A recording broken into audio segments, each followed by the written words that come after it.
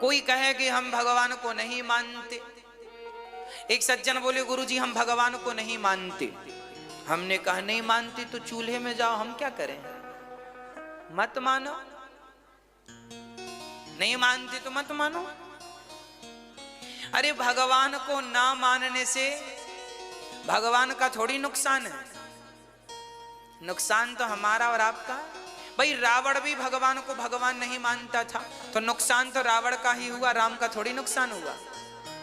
कंस भी भगवान को नहीं मानता था, नुकसान कृष्ण का थोड़ी हुआ, कंस का हुआ। आप माने ना माने क्या फर्क पड़ता है। उल्लू जो होता है ना वो मानता है कि सूर्य होते ही नहीं है। उल्लू को सूर्य नजर नहीं आते तो वो क्या मानता है कि सूर्य तो होता ही नहीं। उल्लू कहता है सूर्य नहीं होता, तो क्या उल्लुओं के कहने से मान लिया जाएगा कि सूर्य नहीं होता। अरे भाई सूर्य होता है, उल्लुओं को नजर नहीं आता। ऐसे भगवान होते हैं, कुछ उल्लुओं को नजर नहीं आते, तो हम क्या करें।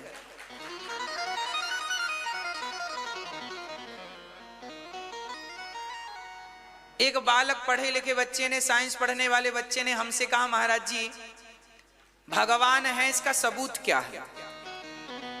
हमने कहा बेटा कुछ चीजें बिना सबूत के ही मान ली जाती हैं। नहीं नहीं महाराज जी हमें तो सबूत दीजिए, प्रूफ दीजिए, भगवान है तो सबूत क्या है। हमने कहा बेटा एक बात बता, हम भी तुझसे कुछ सबूत मांगते हैं। हाँ हाँ मांगो। हमने कहा ये बताओ तुम्हारे पिताजी कौन है। बोले ये मेरे पिताजी हैं। मैंने कहा ये तेरे पिताजी हैं, इसका सबूत क्या है, कैसे प्रूफ करेगा, डीएनए टेस्ट कराया तूने। बोले मैंने नहीं कराया। मैंने कहा पागल तूने डीएनए टेस्ट नहीं कराया, तू क्यों मानता है इस आदमी को अपना बाप। हो सकता है तेरी मां झूठ बोल रही हो। तू अपनी मां पर जब विश्वास कर सकता है, मां ने कह दिया कि ये तेरा पिता है, तो बेटा बिना संदेह के मान लेता है। अरे पिता का संबंध संदेह से नहीं होता, पिता का संबंध तो विश्वास से स्थापित होता है। जैसे पिता मां ने जिसे कह दिया हम मान लेते हैं ये पिता है, उसी प्रकार गुरुजनों ने, वेदों ने, शास्त्रों ने जिसे कह दिया उसे भगवान मान लो। इसमें क्यों माथा पच्ची है। मान लो, ये मानने की हर चीज का प्रूफ नहीं होता, ये अनुभव की चीजें हैं, ये कहने सुनने की नहीं है। हमने कहा जहर पीने से क्या होता है, उसने कहा हम मर जाते हैं। हमने कहा तूने पी के कभी प्रैक्टिकल किया। बोला महाराज जी हमने तो पीकर प्रैक्टिकल नहीं किया। हमने कहा जब तूने पीकर प्रैक्टिकल नहीं किया तो क्यों मानता है कि जहर पीने से मर जाते। मैंने कहा पी के प्रैक्टिकल, क्योंकि तू प्रैक्टिकली आदमी है ना। साइंस पढ़ने वाले बड़े प्रैक्टिकली होते हैं, ये कहते हैं कि हर चीज प्रैक्टिकली होनी चाहिए। अरे भाई हर चीज प्रैक्टिकली नहीं हो सकती। हमने कहा यदि हर चीज प्रैक्टिकली हो सकती है तो जहर तो तुमने पिया नहीं, फिर क्यों बिलीव करते हो कि जहर पीने से मर जाते हैं। जहर तो पिया नहीं ना आपने, पर मानते हो कि जहर पीने से मर जाते हो। जहर पिया नहीं है पर मान गए कि उसको पीने से मर जाते हैं। अरे तो भगवान को भी मान लो ना कि नाम लेने से तर जाते हैं, क्यों इतना परेशान होने की जरूरत है। जहर मारता है तो राम का नाम तारता है। यदि जहर पर विश्वास है तो भगवान पर भी करना पड़ेगा। पहले करो भाई। व्यापार करने आप गए तो पहले जेब से पैसे लगाने पड़ेंगे कि नहीं, हाँ या ना। लगाना पड़ेगा, पहले अपने खर्च करने पड़ेंगे, बाद में प्रॉफिट होगा। उसी प्रकार पहले भगवान का भजन करो। जब भक्ति करने लगोगे तो अपने आप प्रॉफिट अर्थात ईश्वर का अनुभव अपने आप होने लगेगा। फिर ईश्वर है नहीं है ये संदेह अपने आप मिट जाएगा। कॉमन सेंस है, पर कैसे लोग समझते ही नहीं। मैया यशोदा ने भगवान कितने से मुख में ब्रह्मांड का दर्शन किया। भगवान कृष्ण ने 2 बार माता यशोदा को ब्रह्मांड का दर्शन कराया है अपने मुख में। इसके बाद गर्गाचार्य जी आए भगवान का नाम रखने के लिए। अच्छा मैया बताओ भगवान का नाम क्या है।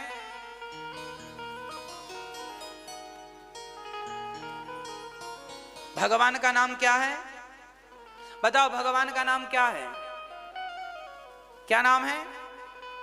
कृष्ण। और नाम क्या है, कान्हा और नारायण, और क्या नाम है? हाँ,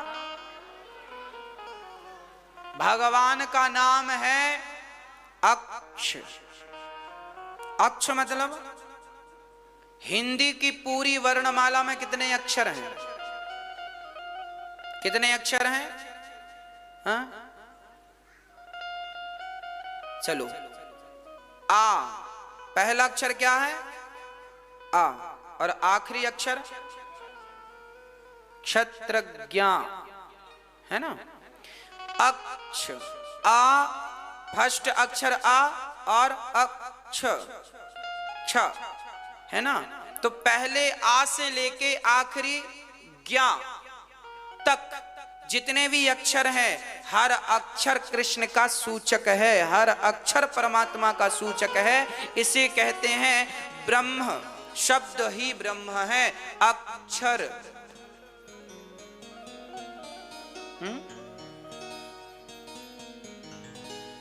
समस्त 52 अक्षर ब्रह्म सूचक है। सारे अक्षर ब्रह्म सूचक हैं। कम ब्रह्मा खम ब्रह्म, सब ब्रह्म है। कम ब्रह्मा खम ब्रह्मा, वेद मंत्र है खम ब्रह्मा।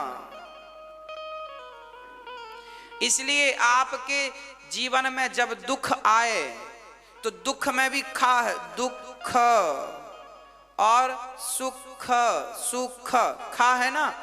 सु लगा दो तो सुख, दू लगा दो तो दुख, खा तो अचल है।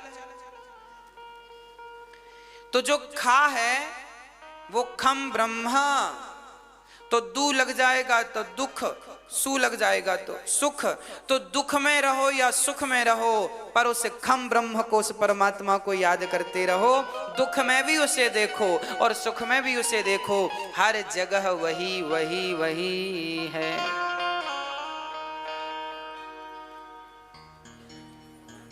भगवान के 16 संस्कार, हमारे सनातन धर्म में संस्कार 16 है। आप अपने बच्चों को संस्कार दे रहे हैं कि नहीं मेरी मां? जरूर देना। कल को रोने मत लग जाना, बेटा नालायक है। अरे भाई, अभी से संस्कार दोगे तो कल को नालायक बनेगा ही नहीं। संस्कार नहीं दोगे तो नालायक बनेगा। और संस्कार सबसे पहले तो माता पिता को आने चाहिए। माँ बाप की गलती के कारण बच्चों के संस्कार बिगड़ते हैं। संस्कार कैसे होते हैं? बच्चों को चरण छूने के संस्कार दो। बेटा ऐसे प्रणाम किया जाता है। बच्चों को बचपन से ही रामचरितमानस पढ़ाओ, गीता पढ़ाओ। छोटे बच्चे हैं ना, 5 घंटे 7 घंटे स्कूल पढ़ते हैं, 1 घंटा 2 घंटा कोचिंग जाते हैं। अरे तो आधा घंटा गीता पढ़ाया करो। एक्स्ट्रा एक्टिविटी जो होती है स्कूलों में, स्कूल वालों को भी चाहिए कि वो एक्स्ट्रा एक्टिविटी में अपने सदग्रंथों को आगे बढ़ाएं। हाँ, भारत में बहुत सारे स्कूल ऐसे हैं, खासकर क्रिश्चियन स्कूल ऐसे स्कूल हैं जिन स्कूलों में आपका बच्चा कलावा बांध कर जाए, हिंदू बच्चा ये बांध कर जाए ना तो उतरवा देते हैं और वो क्रॉस लगा कर जाते आते हैं। इसका मतलब समझ रहे हो, दाल में काला है कि दाल ही काली पड़ी जा रही है। तुम हिंदुओं को कम समझ में आता है। क्रिश्चियन लोग तो चाहते हैं कि हिंदू भी क्रिश्चियन धर्म अपना लें। तुम्हारी संस्कृति से उन्हें नफरत है। तिलक लगाकर बच्चे स्कूल जाएं तो तिलक मिठा देते हैं, कलावा बांध कर, रक्षा सूत्र बांध कर जाएं। एक सज्जन बोले, महाराज जी ये धागा क्यों बांधते हो? हमने कहा इसलिए बांधते हैं, तुमने पुराने जमाने की गाड़ियां देखी कि नहीं? पुराने जमाने की गाड़ियां, मैंने एक गाड़ी देखी, बहुत पहले जमाने में टैक्सी आती थी ना 3 चक्के की लंबी सी, उसका इंजन कैसे स्टार्ट होता था? उसके इंजन में रस्सी बांधते थे, 1 2 3 4 5, और फिर और फिर जोर से खींच देते थे, तो क्या हो जाता था? इंजन स्टार्ट हो जाता था। जो आपसे पूछे कलावा क्यों बांधते हो, ऐसे बेवकूफों को बताया करो कि जैसे रस्सी के घर्षण से इंजन स्टार्ट हो जाता है, ये भी घर्षण, जब यहाँ पर आपकी नाड़ियां यही हैं, समस्त नाड़ियां, जब यहाँ थोड़ा प्रेशर पड़ता है ना तो आपका शरीर एक्टिव रहता है। साइंस बोलता है ये बात, साइंटिफिक रीजन है कलावा बांधना। हिंदू धर्म में कोई भी चीज गलत नहीं है, हम सबको साइंटिफिक प्रूफ कर देंगे आपके सामने। पीछे कोई ना कोई कारण छिपा है। आज हमारे भारत में जो हमारे आदिवासी भाई जंगलों में, गांव में रहते हैं ना, तो क्रिश्चियन लोग आदिवासी लोगों के पास जाते हैं और उनसे कहते हैं बोलो राम।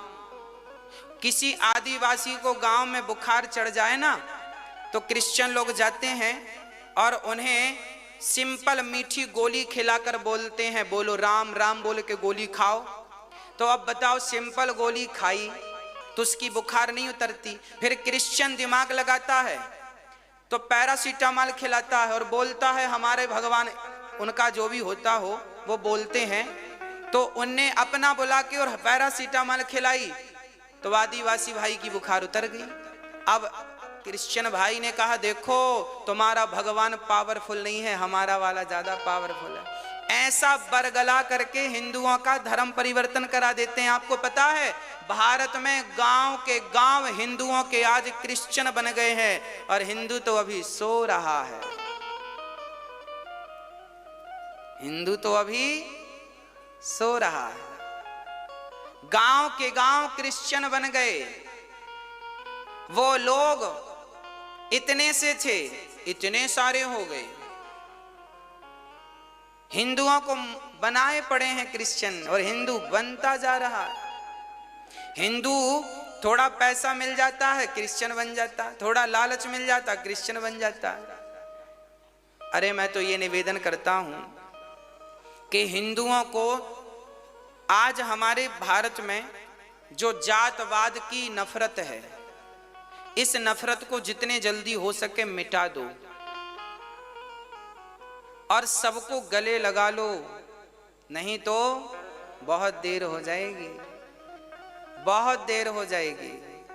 आदिवासी भाइयों को आपको पता है वो पढ़े लिखे नहीं होते, उन्हें 500 रुपए की जरूरत पड़ती है ना, तो हिंदू लोग उनसे 500 रुपए दे करके बहुत सारा 500 रुपए का ब्याज ही ले लेते हैं, क्योंकि बेचारे कम पढ़े लिखे हैं, वो तो पैसा भी गिनना नहीं जानते। और ये हिंदू बड़ा चतुर है, अपने भाई से ही ब्याज ले लेता है। इन्हें पता नहीं कि ये क्या कर रहे हैं। अरे हिंदुओं को चाहिए कि अपने हिंदुओं को बचाने के लिए एक दूसरे के काम आओ, एक दूसरे की मदद करो। क्रिश्चियन लोग मदद करने के बहाने घुसते हैं और पूरा का पूरा गांव हिंदुओं से क्रिश्चियन बना के छोड़ देते हैं। क्या कर लोगे तुम? कल को तुम्हारे बच्चे सुरक्षित रहेंगे जब उनकी अधिकता ज्यादा हो जाएगी। तो उनके स्कूल ज्यादा, हर जगह क्रिश्चियन स्कूल हैं, उन स्कूलों में आप तिलक लगा कर नहीं जा सकते। मैं बहुत सारे स्कूलों को जानता हूं जहां कलावा, हमारे बच्चे बताते हैं, कलावा बांध कर जाते हैं तो उतरवा देते हैं, तिलक लगा कर जाते हैं तो पुछवा देते हैं, साफ करा देते हैं। ये क्या है? अरे तुम पढ़ाने बुलाए हो, तिलक विलक लगाना हमारी स्वतंत्रता है, हम तिलक लगाएंगे नहीं लगाएंगे, हम कलावा बांधे ना बांधे, तुम कौन होते हो हिसाब पूछने वाले? तुम पढ़ाने के पैसे ले रहे हो, पढ़ाओ, ज्यादा ज्ञान मत छोको। आप अपने बच्चों को तिलक लगाकर भेजा करो, अपने बच्चों के बैग में गीता पढ़ के, गीता डाल के। वो क्रिश्चियन स्कूलों में बड़े धड़ल्ले से बाइबल पढ़ाते हैं। क्या पढ़ाते हैं? बाइबल। और तुमको कलावा भी नहीं बांधने देते तुम्हारे बच्चों को। वो जानते हैं ना कि हमारी बाइबल हम लोग पढ़ेंगे, ये पढ़ेंगे तो ये भी हमारा धर्म अपनाएंगे, सहानुभूति रखेंगे। आज गीता पढ़ने वाला कौन है बताओ? आपके बच्चे आपके बच्चे कहते हैं महाराज जी बेवकूफ बना रहे हैं। हम देश की बात करें, देश के हित की बात करें तो आपके बच्चे आरोप लगाते हैं महाराज जी बेवकूफ बना रहे हैं। और वो क्रिश्चियन लोग जो कलावा उतरवा रहे हैं और तुम्हारा तिलक पुछवा रहे हैं वो बेवकूफ नहीं बना रहे हैं। अरे मेरी मां, हमारे हिंदू भाइयों ने बढ़िया से बढ़िया स्कूल बनवाए होते, बढ़िया से बढ़िया स्कूल कॉलेज बनवाए होते और जरा 2 पैसा कम कमा करके देश की सेवा किया होता तो आज भारत की ये स्थिति उत्पन्न ना होती। इंसानियत भूल गया है आज का व्यक्ति। आज गरीब आदमी पैसे मांगता है ना, भाई हमें 10,000 रुपए दे दो, तो बड़ा आदमी गांव का सेठ जी गांव के बड़े आदमी कहते हैं ब्याज लगेगा। 10,000 देते हैं तो 4%, 5%, 10% ब्याज ले लेते हैं। गरीब आदमी बोला भैया हमारी बिटिया का विवाह है, जरा 10,000 उधार दे दो, तो बोला 10% ब्याज लूंगा।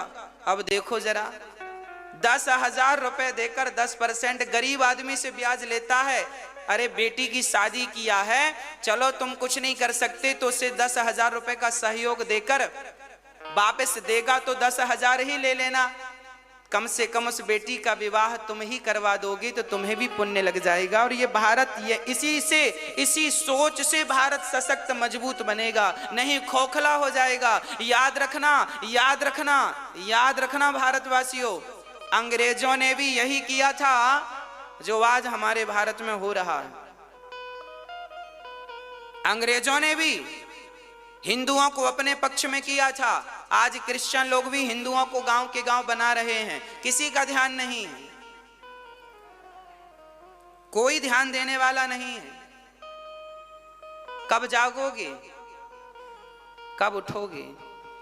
इसलिए हम कहते हैं हर जगह अच्छे स्कूल होने चाहिए। इसलिए मैंने आपसे कहा है कि कक्षा 1 से लेकर 12वीं तक स्कूल बनाएंगे और उसमें सारी अच्छी से अच्छी क्वालिटी की शिक्षा होगी और एक्स्ट्रा एक्टिविटी में वहां पर हमारे वेद पुराणों का उपदेश किया जाएगा, वेद पुराणों का ज्ञान दिया जाएगा, विज्ञान भी होगा और वेद भी होंगे। वेद और विज्ञान दोनों को मिलाकर पढ़ाया जाएगा।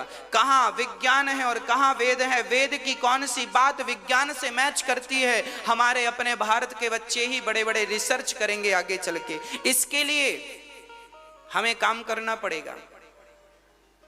कोई काम नहीं कर रहा है तो हमें करना पड़ेगा। आप भी करें काम तो फिर अच्छी बात है। आज हमारे हिंदू लोग स्कूल खुलवाते हैं, जरूरत से ज्यादा फीस लेते हैं। उन्हें लगता हम एक दिन में बड़े आदमी बन जाएं। गरीब से गरीब आदमी को भी आधी, चलो बड़े आदमी से तुम 2,000 रुपए महीने फीस लेते हो तो कोई गरीब से 1,000 रुपए लो ना भाई, आधा करो ना उसके लिए। शिक्षा सबका अधिकार है, शिक्षा पर सबका अधिकार है, सबको शिक्षा मिलनी चाहिए। इसलिए ये दास अनिरुद्ध गौरी गोपाल विद्यालय बनाएगा जहां कक्षा 1 से लेकर 12वीं तक सबको निःशुल्क पढ़ाई जाएगी और अच्छी क्वालिटी की अच्छी शिक्षा सबको दी जाएगी, ताकि हमारा भारत मजबूत बने, सशक्त बने और केवल वृंदावन में नहीं, भारत के तमाम राज्यों में, तमाम जिलों में, तमाम क्षेत्रों में आगे चलकर वो स्कूल चलेंगे जहां हमारी वेद की पद्धति, वेद की परंपरा बचेगी। नहीं तो तुम कलावा भी बांध के नहीं जा सकते स्कूल में, ऐसी स्थितियां उत्पन्न हो रही हैं। हम तो ये भाव रखते हैं कि हमारे अपने हिंदुओं को परोपकार के लिए काम करना चाहिए। स्वार्थ त्याग दो, छोड़ दो ना भाई कुछ दिन के लिए स्वार्थ, आओ निस्वार्थ सेवा करते हैं। दाल रोटी तो मिल ही रही है, भूखे तो कोई मर नहीं रहे हैं। जो तुम तिजोरियां भरने के चक्कर में पाप कर रहे हो, थोड़ा बंद कर दो, वो बंद कर दो।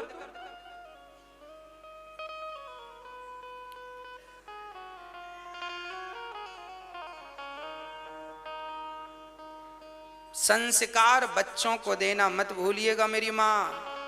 बच्चों को गीता जरूर पढ़ाइएगा, उनके बैग में गीता डालिएगा छोटी सी और पढ़ाइएगा। और कोई भी स्कूल ऑब्जेक्शन ले, क्रिश्चियन स्कूल इत्यादि, तो तुरंत सूचना दीजिएगा थाने को कि देखो भाई, जब ये अपने स्कूल में बाइबल पढ़वाते हैं तो हमारा बच्चा गीता लेके क्यों नहीं जा सकता?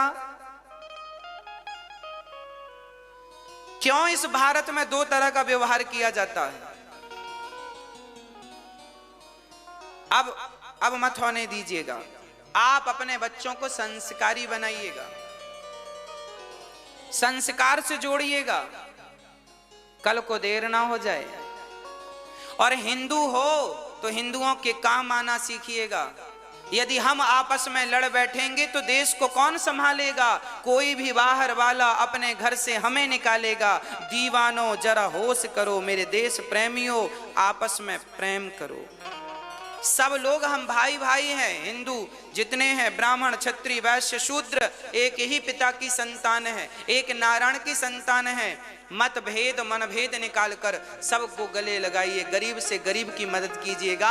हमारे गांव में, जिस गांव में मेरा जन्म हुआ है, जिस मिट्टी में मैं पला बढ़ा हूं, आपको आज बता दूं कि मेरे गांव में जब कोई भी गरीब परिवार की बेटी का विवाह होता है तो उस बेटी के विवाह में उसके लिए समस्त बारातियों का भोजन और दहेज में जो भी देना चाहते हैं कुछ कुछ सामान, वो ये दास की तरफ से हर बार जाता है। जितनी बेटियों का विवाह होता, ईश्वर ने हमें कुछ योग्य बनाया है तो हम सेवा करते हैं। हमारे गांव का गरीब आदमी अब बड़े आदमियों से पैसा उधार नहीं लेता, क्योंकि हम ही उसका सपोर्ट कर देते हैं। सपोर्ट करने लायक विधाता ने बनाया है तो 10-20 हजार रुपए हम दे देंगे तो क्या घटेगा? यदि और गरीब आदमी के बेटी के विवाह खर्चा कितना लगता है? 20,000 रुपए में गरीब आदमी की बिटिया का विवाह हो जाता है। आपको आश्चर्य लगेगा। थोड़ा सा सपोर्ट हम कर दें तो क्या घट जाएगा?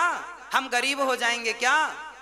अरे उन गरीबों के अंदर से भी दुआ निकलती है, निकलेगी।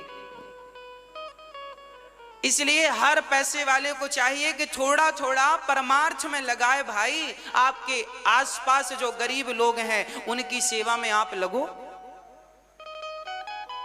हम बताते नहीं हैं कि हम क्या क्या करते हैं, और ना हमें बताने की जरूरत है, पर इसलिए बता देते हैं कि यदि हम ये सोच सकते हैं तो आप भी ऐसी सोच क्यों नहीं रखते। इसलिए बताते हैं कि आपको प्रेरणा मिले, और कोई उद्देश्य नहीं है बताने का। हमारे गांव में हर साल 4-5 बेटियों का विवाह होता है, कभी 6-7 बेटियों का हो जाता। जितनी भी बेटियां हमारे गांव में, हमने कह रखा एक साल में जितनी बेटियों का विवाह होगा गरीब परिवार की, 10 बेटियों का, 5 बेटियों का, हर बेटी को जो बन पड़ेगा हम देंगे, और तुम्हें कर्जा लेने की जरूरत नहीं पड़ेगी। ऐसा हर गांव का एक पैसे वाला बड़ा व्यक्ति कह दे एक बार कि भाई हम सपोर्ट करेंगे, हम तो उनको दान कर देते हैं, जो बन पड़ता दे देते हैं, ले लो, अच्छा है, हम आपके काम आ रहे हैं। और हम देखो, भगवान का धन्यवाद देना, विधाता तुमने हमें ऐसा बनाया है कि हम किसी के काम आ सकें। ये तो मंडप के नीचे हमें गाड़ी चाहिए, गाड़ी मारो इसको उल्टा लटका के, गाड़ी चाहिए। बाप ने नहीं दिया, ससुर से मांगने आ गया, गाड़ी चाहिए। कमाई करके, खुद कमाई करके लोग गाड़ी चाहिए। ऐसे लड़कों से शादी ना करना अपनी बिटिया की। जो शादी के दिन ही भीख मांगने लगा है, ये क्या आपकी बेटी को खुश रखेगा? ये भिखमंगा है। इन भिखमंगों को बिटिया दोगे क्या? गाड़ी घोड़ा चाहिए। ऐसे लड़के को लड़की दीजिएगा जो खुद अपनी कमाई करता हो, कमा करके अपने सपने साकार करने पर विश्वास करता हो। शास्त्र कहते हैं, उत्तमम स्वाजितम वित्तम मध्यमम पितुरर्जितम अधमम भ्रातृ वित्तम चा स्त्री वित्तम अधमाधमम। खुद का कमाया हुआ धन सबसे उत्तम। हाँ, पिता का दिया हुआ धन दूसरे नंबर में, मध्यम समझदार योग्य बेटे को पिता का धन भी नहीं लेना चाहिए। पिता से कह दो पिताजी जो धन आपने कमाया है वो अपने हाथ से दान पुण्य कर लो, हम में योग्यता होगी तो हम खुद आपके जैसा धन कमा लेंगे। बेटा तो योग्य हो ताकि पिता का धन भी ना ले, दहेज का तो छोड़ दो। शास्त्र तो आज्ञा नहीं देते कि पिता का धन भी ले। उत्तमम स्वाजितम वित्तम मध्यमम पितुरर्जितम अधमम भ्रातृ वित्तम चा। भाई का धन तो अधम होता है और पत्नी का कमाया, पत्नी का धन कौन सा धन? जो दहेज तुम मांगते हो उस धन की बात कर रहे हैं। स्त्री वित्तम अधमाधमम, जो तुमने मांग कर दहेज लिया है वो धन गलत है, उसे मत लो। जो लड़की का पिता मर्जी से दे दे वो तो ले लो, खुशी से दे दे ले लो, पर भीख ना मांगो। हाँ, आप अपने बच्चों को भिखमंगा तो नहीं बनाएंगे मेरी माँ? हाँ, हमारी माताएं, एक इनकी भी लिस्ट चलती है शादी में, इसके कपड़े, इसके कपड़े, इसके कपड़े, इसके। ऐसा लगता है बाप की राज में कभी कपड़े पहने ही नहीं। सारे कपड़े लड़की वाले से ही लेंगे। क्यों इतना कपड़े लेते हो?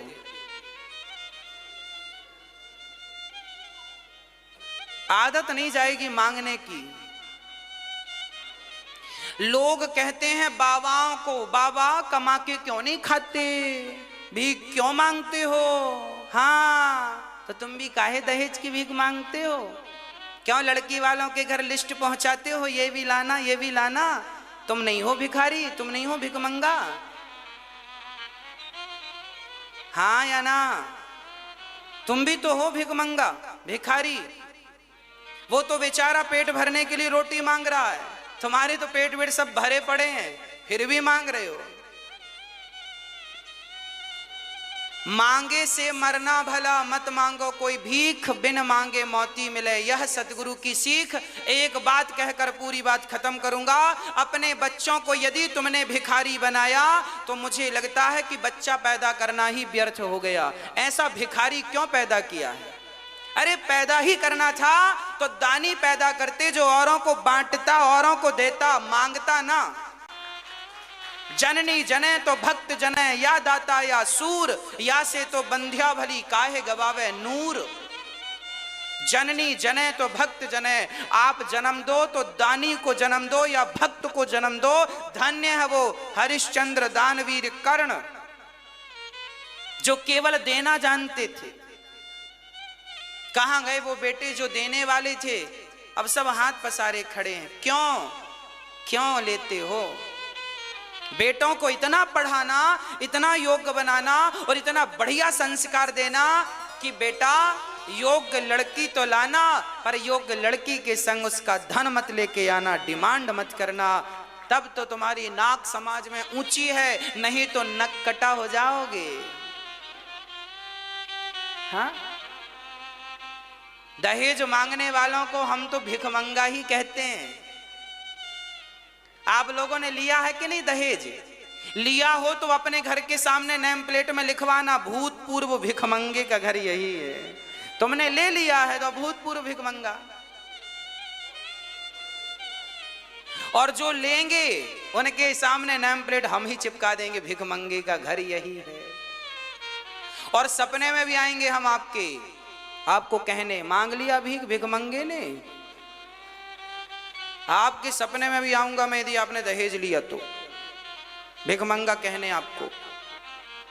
इसलिए दहेज जैसी गंदगी को हमारी समाज से तुरंत निकाल फेंकना चाहिए।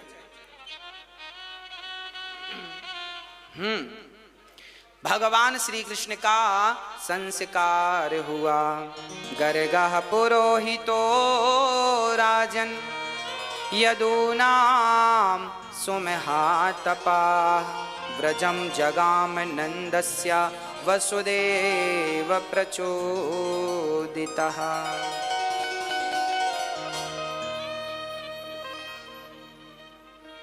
भक्तों, परसों हमने कहा था 1 करोड़ वृक्ष लगाएंगे। बहुत जल्दी हम आपको बुलाएंगे वृक्ष लगाने के लिए। कल कौन सा दिन है? मकर संक्रांति। पता है कल क्या होता है? कल तिल से स्नान करिएगा, पानी में तिल डालिएगा, कल तिल का दान करिएगा, कल तिल से स्नान करिएगा, कल तिल के लड्डू, कल यहाँ अन्य क्षेत्र में तिल के लड्डू बांटे जाएंगे, कल यहाँ विशेष प्रसादी अन्य क्षेत्र में बांटी जाएगी। हाँ प्रिय भक्तों,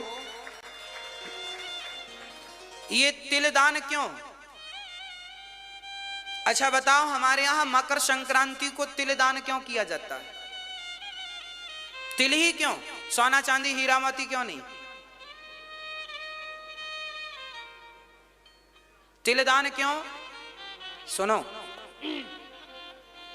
एक बार हम कथा करने गए, सुदामा चरित्र की कथा थी। आपने देखा होगा भारत के लोगों को, जब सुदामा चरित्र की कथा होती है ना, तो लोग एक छोटी सी पोटरी में चावल बांध कर लाते हैं,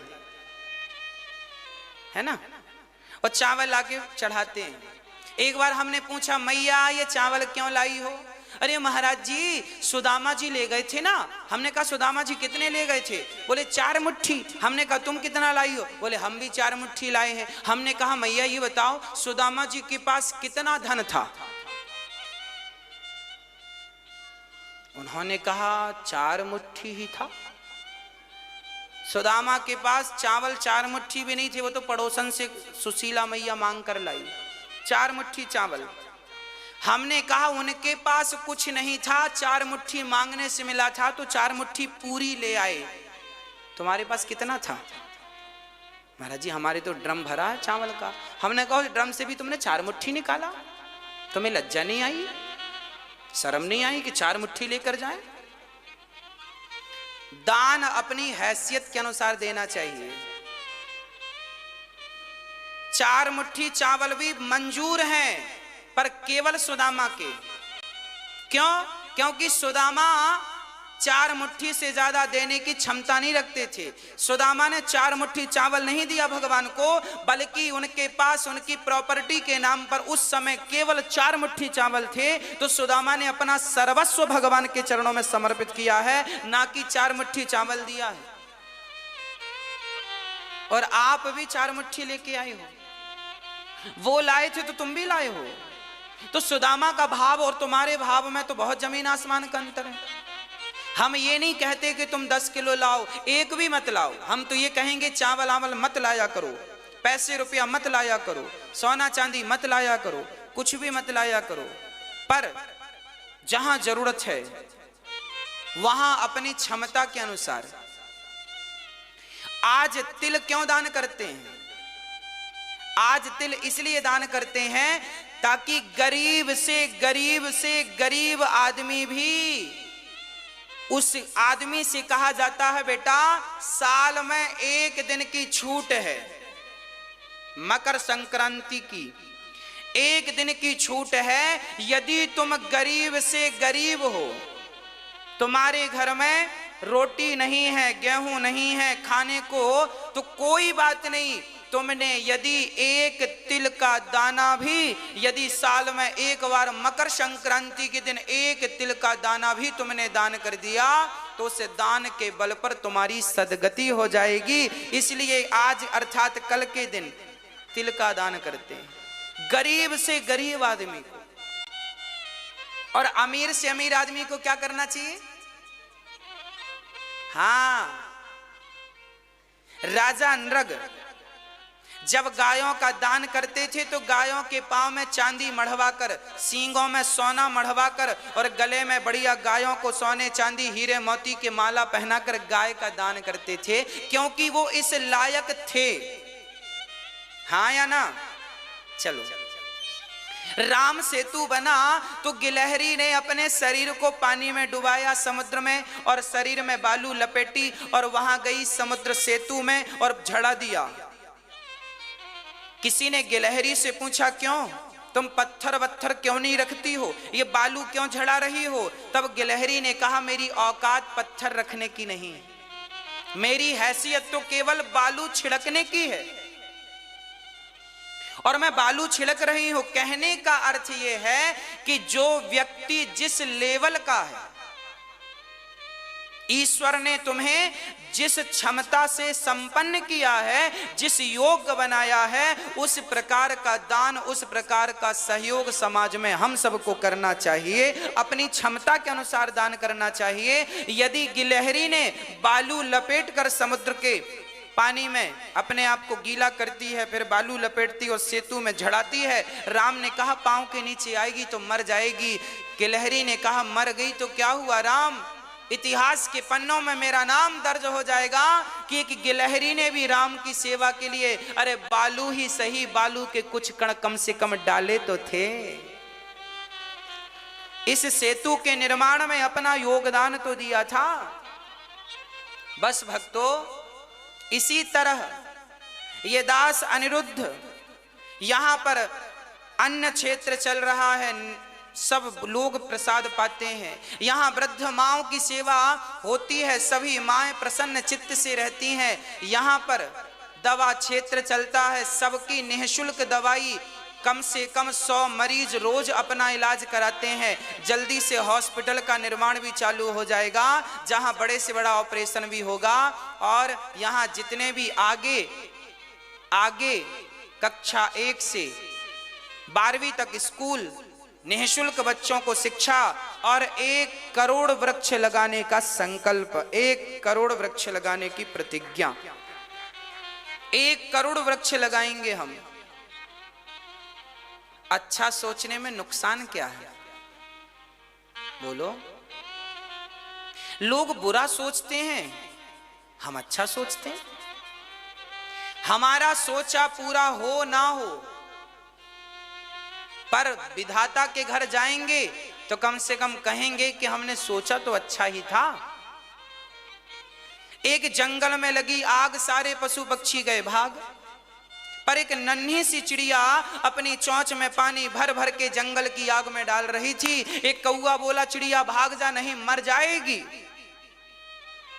चिड़िया बोली जिस जंगल ने खाना दिया, पानी दिया, उस जंगल को जलता हुआ कैसे छोड़ दूं? तो कौवा बोला फिर क्या कर रही है? बोले मैं अपनी चोंच में पानी भर भर के जंगल की आग में डाल रही हूं ताकि आग बुझ जाए। कौवा ने हंसते हुए व्यंग बोला वाह रे चिड़िया, क्या तू जंगल की आग बुझा सकती है? चिड़िया ने मुस्कुराते हुए कहा कौवा भाई साहब, मैं जंगल की आग तो नहीं बुझा सकती, पर जब भी इतिहास उठाकर देखा जाएगा तो मेरा नाम आग लगाने वालों में नहीं, आग बुझाने वालों में लिखा जाएगा। मेरा नाम आग लगाने वालों में नहीं, आग बुझाने वालों में लिखा जाएगा।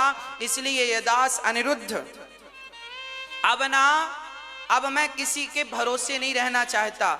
मेरे बिहारी जी और आपका प्यार, बिहारी जी की कृपा से, उनके आशीर्वाद से वह मुझे प्रेरित करते हैं। और मैं आपसे कह देता हूं, करना कराना मैं कुछ कह भी नहीं रहा हूं, मेरी वाणी से स्वयं भगवान आप तक हर बात पहुंचा रहे हैं, हर संकल्प पहुंचा रहे हैं। और हर संकल्प परमार्थ के लिए है, मेरी हर बात परमार्थ के लिए है। इसलिए आपसे निवेदन करता हूं कि यदि ईश्वर ने तुम्हें सामर्थ्यता दी है, अरे गिलहरी बनाया है, तो गिलहरी बनकर ही सेवा करना। और यदि तुम बड़े बड़े पत्थर चट्टान रखने के काबिल हो तो बड़े बड़े चट्टान पत्थर भी रखना, नहीं तो गिलहरी बनकर सेवा करना।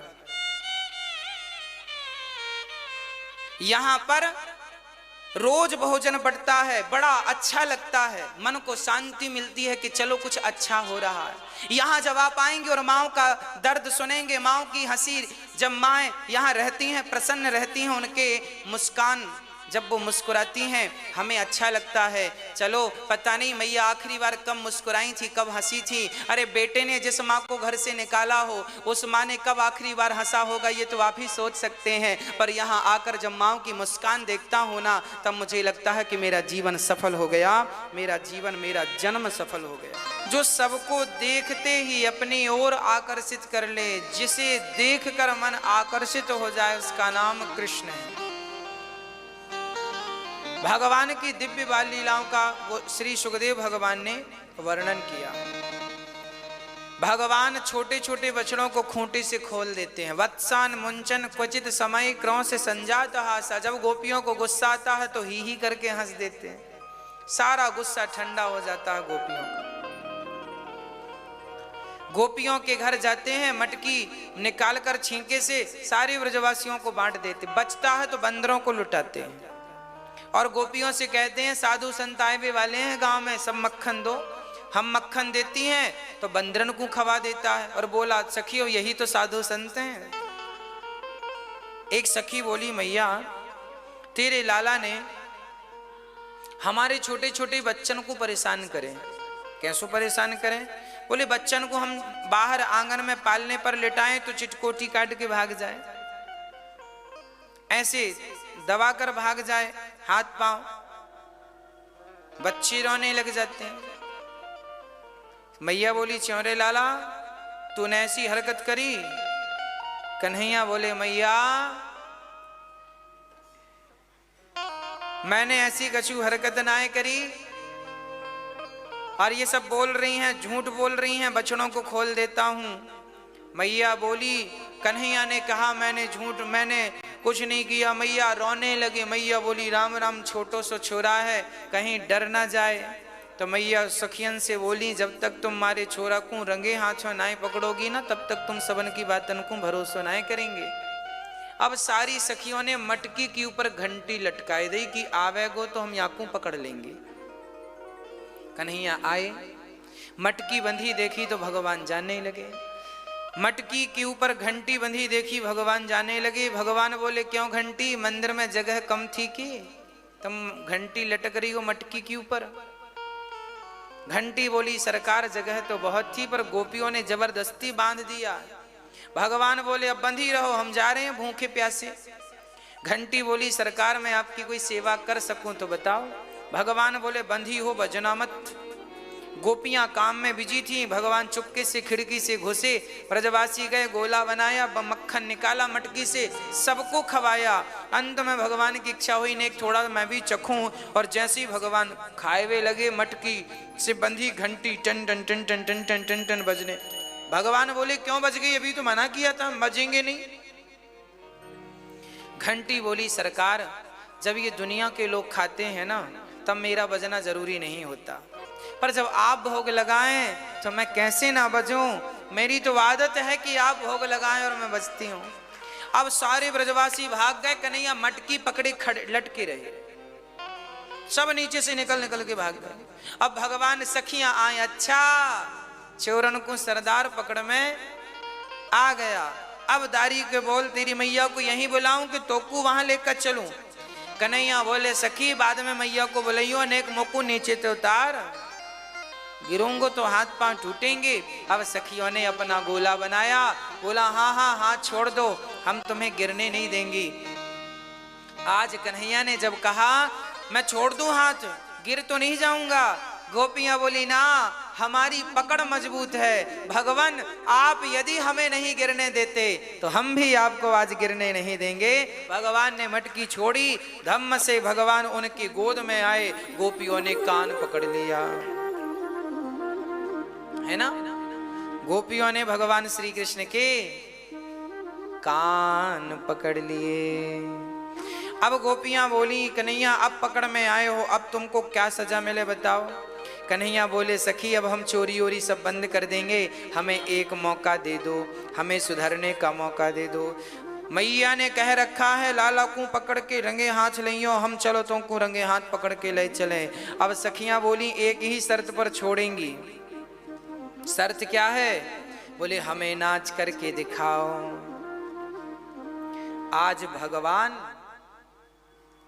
है ना, आज भगवान पकड़े गए। हाँ आज भगवान ने मां यशोदा पिछले जन्म में धरा थी, अपने स्तनों का दान करके और ब्राह्मणों को संतों को भोजन कराया था। इसके कारण इनके घर भगवान कृष्ण पुत्र बनकर प्रकट भये हैं। एक दिन भगवान श्री कृष्ण को मां ने ऊखल से इसलिए बांध दिया क्योंकि भगवान ने घर की सारी मटकियां तोड़ दी। एकदा गृहदासीसु यशोदानंद गेहिनी कर्मांतर नियुक्तासु निर्ममंथ स्वयं दधि। एक दिन स्वयं दही मंथन कर रही थी। कन्हैया बोले दूध पिला, तो माँ ने अपना दूध पिलाना शुरू किया तो चूल्हे पे जो दूध चढ़ा था उफनने लगा। उस चूल्हे के दूध ने सोचा कि मैं तो भगवान के लिए पक रहा था, पर भगवान ने तो माँ यशोदा के दूध से पेट भर लिया, तो मेरे जीवन का कोई अर्थ नहीं, इसलिए आग में कूद कूद करके अपनी आत्महत्या कर रहा। जी कर क्या फायदा? जब कृष्ण के काम ना आया तो फिर जीवन किस काम का? ये शरीर, ये जीवन, ये धन यदि परमार्थ से नहीं जुड़ा तो इसका अर्थ क्या है? उद्देश्य क्या है? हाँ, भगवान मां यशोदा ने कृष्ण को उतार कर मटकी दूध उतारने गई तो भगवान ने सारी मटकियां तोड़ दी। अब लाठी लेके मैया दौड़ रही, आज तो को बांधूंगी। और जब भगवान को पकड़ने चली तो जो भगवान 3 पग में दुनिया नापते उन्हें कौन पकड़ेगा, पर मैया जिद करती है पकड़ के रहूंगी। और जब जिद किया, जब भक्त जिद करता है कि भगवान को पकड़ के रहूंगा, तब भक्त की ताकत तो नहीं है कि भगवान को पकड़ सके, पर जब जिद करके चलता है तो भगवान स्वयं कृपा करके भक्त की पकड़ में स्वयं आते हैं। हम उन्हें नहीं पकड़ते, वो खुद कृपा करके हमारी पकड़ में आते हैं। हमारी ताकत नहीं है उन्हें पकड़ने की। कहां है वो हमें क्या पता, पर हम कहां हैं उन्हें भली भांति पता है। इसलिए भगवान को तुम ना पकड़ना। इसलिए मंदिर जब जाया करो तो दोनों हाथ खड़े कर दिया करो ऐसे, हे नाथ। जैसे छोटा सा बच्चा जब आपकी गोद में आना चाहता है तो दोनों हाथ उठा देता है, मैंने अपने हाथ उठा दी, अब तुम अपने हाथ बढ़ाओ। उसी प्रकार आप अपने हाथ बढ़ा दो, भगवान अपने आप अपने हाथ बढ़ाएंगे आपके लिए। पर ये हाथ बढ़े तो सही, ये हाथ बढ़े तो सही, सेवा के लिए, परमार्थ के लिए। सेवा के लिए बढ़ते ही नहीं। आज लोग चिल्लाते हैं हम बड़े दुखी हैं, बड़े दुखी हैं। अरे भाई, सेवा करना शुरू कर दो, अपने आप सुखी हो जाओगे। मेरे जीवन का अनुभव है, सेवा करने वाला कभी दुखी रहता ही नहीं है। ये भगवान के वाक्य हैं, भगवान का वचन है, भगवान का प्रॉमिस है, लिखा है ग्रंथों में। विश्वास क्यों नहीं करते हो? सेवा करने वाला आज तक कोई दुखी रहा हो तो बताओ? सेवा करने वाले अमर हो गए। परहित बस जिनके मन माही, गोस्वामी जी लिख रहे हैं, परहित सर से धर्म नहीं भाई, पर पीड़ा सम नहीं अधमाई। दूसरों के आंसू पहुंचने में जब आप आगे बढ़ेंगे तो आपकी आंखों में आंसू भगवान आने ही नहीं देंगे। आप बढ़ो तो सही। भगवान श्री कृष्ण ने कृपा की, पकड़ में आए, मैया ने बांधना शुरू किया, 2 अंगुल रस्सी कम पड़ गई। भगवान को वही बांध सकते हैं जिसने अपने अंदर के अहंकार को मिटाया है। अच्छा, आप लोगों का अहंकार कुछ कुछ है कि नहीं? आप लोग अहंकारी हैं। कैसे अहंकारी हैं? कई लोग हमें नहीं जानते, महाराज जी हमें नहीं जानते, हम ये हम वो हम। कई लोग, महाराज जी हम फलाने जज थे, हम फलाने डॉक्टर थे, हम ये थे। कई लोग ऐसे हैं अपनी डिग्रियां ही, बुढ़ापे में बाल बाल पक गए, दांत मात गिर गए, फिर भी डिग्रियां बता रहे हैं। क्या करेंगे हम तुम्हारी डिग्रियां जानकर? बूढ़ों के पास बैठो तो उनकी अपनी कहानियां, मेरे 4 बेटे हैं, ऐसा लग रहा है जिन्हें 4 बेटे पैदा करके गढ़ जीत लिया।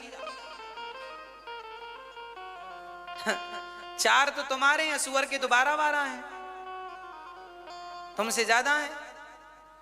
बुढ़ापे में बाल बाल पकने के बाद भी ये चर्चाएं ना किया करो, बुढ़ापे में शोभा नहीं देती। 4 बेटे हैं, फलानी बेटी है, हमने तो बेटों को घर बनवा दिया, हमने।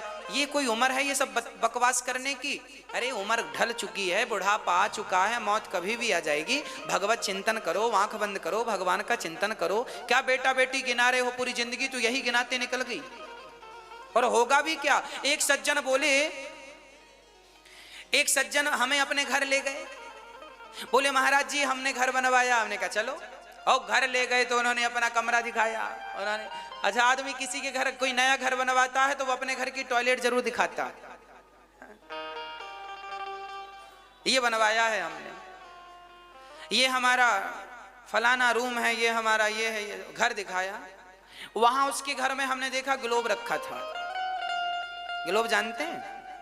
नक्शा पूरे संपूर्ण भारत का, भारत का नहीं पूरे विश्व का ग्लोब बोलते हैं। हम तो ग्लोब बोलते हैं, आप क्या बोलते हैं राम जाने। तो वहां ग्लोब रखा था, हमने उसे घुमाया, बैठ गए, हमें बिठाया, हमने उनको बिठाया, बड़े पैसे वाले थे, हमने कहा बैठो। हमने ग्लोब घुमाया, हमने कहा बताओ इसमें भारत कहाँ है? उन्होंने देखा तो ग्लोब में ना इतना सा भारत दिखता है, इतना सा, है ना। हमने कहा भारत कहाँ है?